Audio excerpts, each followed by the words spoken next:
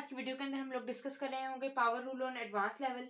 इससे पहले जो है वो हम लोगों ने पावर रूल देखा था, बहुत बेसिक लेवल का पावर रूल देखा था, जिसके अंदर हम लोगों ने सिर्फ एक फॉर्मूला देखा था कि हमारे पास लेट्स सपोज एक फंक्शन है y is equals to x की पावर n, राइट। तो हम लोगों ने जब y का फर्स्ट डेरिवेटिव निकालना होता है तो हम लोग इसको लिखते हैं, ये वाला फॉर्मूला यूज करते हैं, ठीक है, और जो है वो हम लोग निकाल लेते हैं। हमारे पास जो है ना, जो बेसिक फॉर्मूलाज होते हैं वो हमेशा सेम रहते हैं, कभी भी चेंज नहीं होते। जिस तरह ये जो हमारे पास जनरल फॉर्मूला है ये हमेशा सेम रहेगा, कभी भी चेंज नहीं होगा। और जब भी आपको पावर रूल के थ्रू जो है वो कोई भी फंक्शन है जिसकी पावर है, तो आपको पावर रूल के थ्रू ही उसको सॉल्व करके निकालना पड़ेगा, ठीक है। और पावर रूल का फॉर्मूला हमारे पास यही होता है हमेशा से, कि जो हमारे पास पावर है वो बाहर आ जाए, ठीक है, और जो हमारे पास टर्म है वो एज इट इज आ जाए और पावर में से एक माइनस हो जाए, यही रहता है, ठीक है।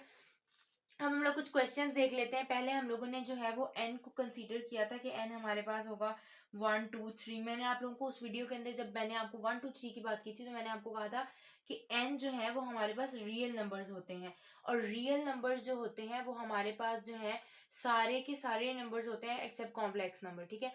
ये जो रियल, कॉम्प्लेक्स है, रेशनल, इरेशनल फंक्शन है, इनके सारे डिफरेंसेस जो है वो यहाँ पर एज ए शॉर्ट वीडियोस जो है वो हमारे चैनल के ऊपर पड़े हुए हैं, तो आप उनको जाके रेफर कर सकते हैं। वैसे बेसिकली हमारे पास रियल नंबर्स के अंदर ना, रियल नंबर्स का एक सर्कल बनाते होते हैं हम लोग ना, कि देखें सबसे पहले हमारे पास आते हैं नेचुरल नंबर, ठीक है, फिर उसके अंदर हमारे पास आते हैं होल नंबर, फिर हमारे पास आते हैं रेशनल नंबर्स, ठीक है, और फिर रेशनल नंबर्स के बाद जो है ना वो नेक्स्ट हमारे पास आ रहा होता है रियल नंबर का एक सर्कल, ठीक है, जिसके अंदर हमारे पास नेचुरल सॉरी इंटीजर्स का आ रहा होता है। और इंटीजर्स के बाद हमारे पास जो है वो रियल नंबर का आ रहा होता है, जो सबसे लार्जेस्ट सर्कल होता है ये हमारे पास होता है रियल नंबर का, ठीक है। तो ये एक हमारे पास बेसिक सा कॉन्सेप्ट है। इसके ऊपर बहुत डिटेल्ड वीडियोस जो है या जो शॉर्ट्स हैं वो हमारे चैनल पे पड़े हैं, या आप इंटरनेट से कहीं से भी इंफॉर्मेशन ले सकते हैं, मर्जी आपकी, ठीक है। तो बेसिकली मैं आपको बता ही रही थी कि मैंने जब आप लोगों को एन की बात बताई थी, तो मैंने आपको कहा था कि रियल नंबर्स हैं।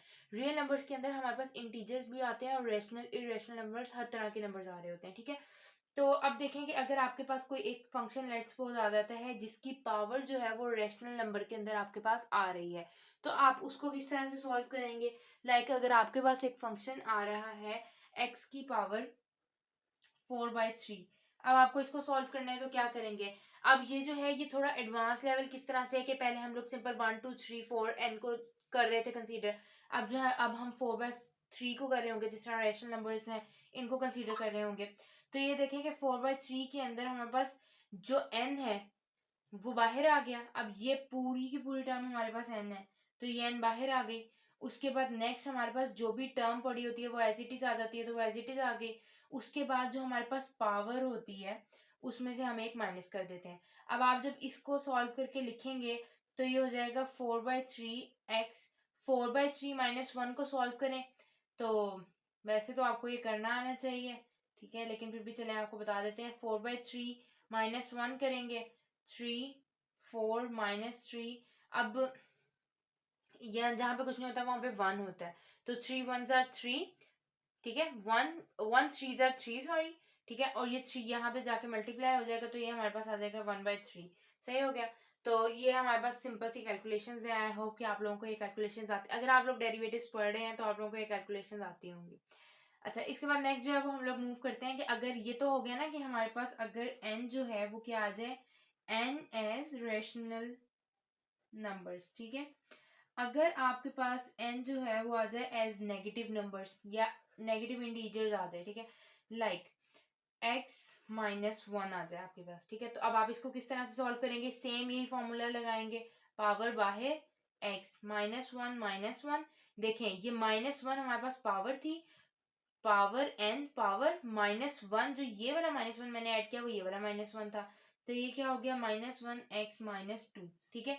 अब ये था एक तरह से आपके पास आए कि ये जो है ये हमारे पास n आ गया एज नेगेटिव नंबर्स, ठीक है, या नेगेटिव इंटीजर्स या नंबर्स व्हाटसोएवर, ठीक है।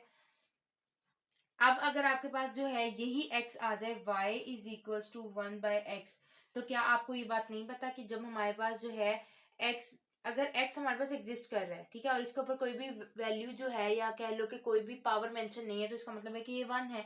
क्योंकि अगर x की पावर 0 होती तो हम लोगों ने वो ये पढ़ा हुआ है कि ये 1 के इक्वल होता है। अब अगर आपको इसकी भी लॉजिक नहीं पता तो ये भी हमारे शॉर्ट्स के अंदर मेंशन की गई है कि इसकी लॉजिक क्या होती है कि x की पावर 0 को हम हमेशा 1 क्यों लिखते हैं, आप उसको जाके रेफर कर सकते हैं। अब खैर यहाँ पर x की पावर 1 है, ठीक है। तो अब जब x की पावर 1 है नीचे, तो ऊपर जाके ये क्या हो जाएगी, x की पावर -1। ये सेम वही फॉर्म बन गई जो हमारे पास ये वाली फॉर्म थी, ठीक है। तो हमने सेम इसी प्रोसीजर से करना है। अब अगर यहाँ पे -1 ना होता, यहाँ पे -2 होता, तो ये ऊपर चल के, सॉरी यहाँ पे 2 होता तो ऊपर जाके -2 हो जाता, ठीक है। तो ये जो है ये हमारे पास आ गया n as negative, n as rational numbers, कि ये इस तरह से हम लोग जो है वो पावर्स को सॉल्व कर सकते हैं। मैंने क्या किया, मैंने कुछ भी चेंज नहीं किया, ठीक है। मैंने सिंपल इसी फॉर्मूले का यूज किया, बस पावर जो हमारे पास आ रही थी उसके जो आने का तरीका कार था, कह लें वो थोड़ा डिफरेंट था, ठीक है। या कह लें कि जो पावर आ रही थी वो हमारे पास थोड़ी डिफरेंट आ रही थी। अब अगर मैं आप लोगों को कहूँ कि चलें अब इसका एक नेक्स्ट स्टेप एक मूव करते हैं इससे नेक्स्ट स्टेप के ऊपर। तो अगर मैं अब आप लोगों को कहती हूँ कि हमने एक ऐसा क्वेश्चन सॉल्व करना है जो है y is equals to x plus 7 और एक्स स्क्वायर प्लस 3, ठीक है। अब हमने इसको सॉल्व करना है। तो जब भी हम लोग मैथ में, अब आप लोग कहेंगे कि हम लोगों ने प्रोडक्ट रूल तो पढ़ा नहीं है। प्रोडक्ट रूल भी डेरिवेटिव्स के अंदर एग्जिस्ट करता है। अगर आप लोगों ने आउटलाइंस वाले देखा होगा तो उसके अंदर हमारे जो सेकंड आउटलाइन है या जो हम इसके बाद पढ़ेंगे वो हमारे पास प्रोडक्ट रूल ही पढ़ेंगे हम लोग। लेकिन फिर अभी फिलहाल के लिए देखें कि अगर आप लोगों के पास एक इस तरह से क्वेश्चन आ रहा है, ठीक है। अब ये जो क्वेश्चन आप लोगों के पास आ रहा है, आपको नहीं पता प्रोडक्ट रूल कैसे लगता है, लेकिन आपको ये तो पता है कि आप इसको सिंप्लीफाई कर सकते हैं। मैथ की बेस्ट प्रैक्टिसेस यही होती हैं कि जो भी क्वेश्चन आपके पास हो, आप उसको जितना ज्यादा सिंप्लीफाई कर सकते हैं आप उसको सिंप्लीफाई कर लें, ठीक है। ये आप लोगों के लिए बेस्ट ऑप्शन होता है। अब आप इसको सिंप्लीफाई करें, ये हो जाएगा x³ प्लस 3x। पहले ये वाली टर्म जो है इससे मल्टीप्लाई हुई, फिर ये वाली टर्म इससे मल्टीप्लाई हुई, फिर ये वाली टर्म इससे होगी, फिर ये वाली टर्म इससे होगी, प्लस 7x² प्लस क्या होगा हमारे पास, प्लस अब हमारे पास क्या होगा 7×3 = 21, ठीक है। अब देखें, अब जब हम लोगों ने इसका डेरिवेटिव लेना है तो ये हमारे पास है पावर रूल इसके ऊपर लगेगा, जो पावर है वो बाहर आ जाएगी और x पावर में से एक माइनस, ठीक है। उसके बाद 3, और आपको पता है x का डेरिवेटिव वैसे ही 1 होता है, dx/dx हो जाता है। उसके बाद 7 एज इट इज आ जाएगा। ये जो 2 है, ये 2 पावर, मैं इसको डायरेक्ट सॉल्व कर रही हूँ, शायद आई डोंट नो आप लोगों को समझ आएगी कि नहीं आएगी, तो लेकिन ये इस तरह से कुछ बनेगी फॉर्म इसकी। देखें ना, बेसिकली हम लोगों ने क्या किया, मैंने इसके ऊपर अलग से पावर रूल लगाया है, इसके ऊपर अलग से पावर रूल लगाया है। इसको आपको पता है कि जब हमारे पास 3x आ जाए तो 3 को हम एज कोफिशिएंट कंसीडर करते हैं, जो कि हमारे पास बाहर आ जाता है, और dx/dx की वैल्यू 1 आ जाती है, ठीक है। ये अगर आप लोगों को ये वाले नहीं पता, इसका मतलब ये है कि आप लोगों को बेसिक्स अभी तक क्लियर नहीं हुई, तो आप लोग वो जाके बेसिक्स की अपनी प्रैक्टिस दोबारा से करें, ठीक है। लेकिन बेसिकली मेरा बताने का आप लोगों को मकसद ये था कि पावर रूल के अंदर, पावर रूल जब कोई भी क्वेश्चन आप लोगों को आ जाता है, अगर आप लोगों को बेसिक फॉर्मूला पता है तो आप उसके थ्रू जो है वो किसी भी क्वेश्चन को सॉल्व कर सकते हैं। अभी आपके पास इस इक्वेशन का फर्स्ट डेरिवेटिव आ चुका है, ठीक है। अब हम लोग थोड़ा सा मूव करते हैं इसका जो इस वीडियो का जो मोटिव था हमारे पास उसकी तरफ, कि हमने इसको एडवांस लेवल पे कहा क्यों। देखें, जब मैंने आप लोगों को फॉर्मूला पढ़ाया था, नो डाउट, तो मैंने आप लोगों को कहा था कि हमारे पास अगर कोई फंक्शन पड़ा है जिसकी कोई ना कोई पावर है, तो पावर हमारे पास आ जाती है बाहर, और उसके बाद वो जो टर्म होती है, जो वो फंक्शन होता है वो एज इट इज आ जाता है, और उसके बाद हमारे पास जो पावर है उसमें से एक कम हो जाता है। ये हमारे पास होता है बेसिक जो पावर रूल है। लेकिन हम एक बात जो थी, जो मैंने उस टाइम पे मिस कर दी थी, सिर्फ इसलिए ताकि आप लोगों के लिए कॉम्प्लिकेशन ना हो, वो ये बात थी कि हम जब ये कर लेते हैं ना, तो इसके साथ हम लोग ना डेरिवेटिव लेते हैं जो पावर के अलावा जो टर्म पड़ी होती है ना उसका। अब यहाँ पे x पड़ी है, तो ऑब्वियसली आपको पता है कि x और x ने कैंसिल होकर 1 आ जाना है, ठीक है। लेकिन ये तो हमारे पास था जनरल, मैंने एक ली, हर बार इस तरह नहीं होता कि x जो है वो x के साथ कैंसिल होकर 1 आ जाए, राइट। तो अब आपको ये बात याद रखनी है कि जब भी हम लोग ये पावर रूल लिखते हैं तो हम साथ डेरिवेटिव भी, जो टर्म होती है उसका डेरिवेटिव भी ले रहे होते हैं। फॉर एग्जाम्पल, मैं अगर आपको एक सिंपल एग्जाम्पल से समझाने की कोशिश करूं, अब इसके अंदर भी आपको कोई डिफरेंस नजर नहीं आएगा इस क्वेश्चन के अंदर, लेकिन ये आप लोगों के लिए करना इसलिए इंपॉर्टेंट है ताकि आपको आइडिया हो जाए। अब क्या होगा, पावर बाहर आ गई, जो टर्म थी वो एज इट इज आ गई, पावर में से एक कम हो गया, और पावर के अलावा वाले का डेरिवेटिव आ गया, पावर के अलावा वाले का डेरिवेटिव आ गया, ठीक है।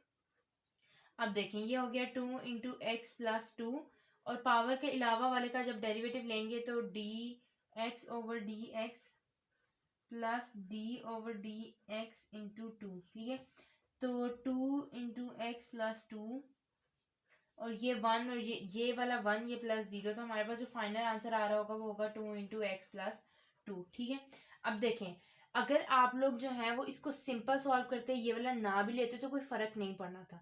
लेकिन अब मैं आपको एक ऐसी एग्जांपल के थ्रू बताऊंगी कि हम लोगों के लिए साथ वाला डेरिवेटिव लेना क्यों इंपॉर्टेंट होता है। देखें, जहां पर आपको नजर आ रहा है ना कि हमारे पास अकेले x की टर्म पड़ी है, ठीक है, x सिंपल पड़ा है, कोई ना कोई कांस्टेंट पड़ा है, ठीक है, तब आपने नहीं लेना, कोई मसला नहीं है। लेकिन आप लोगों को ले लेना चाहिए। अभी आप लोग स्टार्टअप में या तो आप लोगों के लिए थोड़ा शायद मुश्किल हो जाए ये इस बात को समझना, तो आप लोग साथ साथ उसका डेरिवेटिव लेते रहा करें, ठीक है। लेकिन अगर अच्छा, अब अगर मैं आपको इसका डिफरेंस बताऊं कि ये लेना इंपॉर्टेंट क्यों है, तो अगर मैं आपको एक एग्जांपल से समझाने की कोशिश करूं तो ये है x³ + 4x, ठीक है, इसकी पावर मैंने ली 2। अब देखें, अगर मैं दो तरह से मैं आपको इस क्वेश्चन को करके बताऊंगी।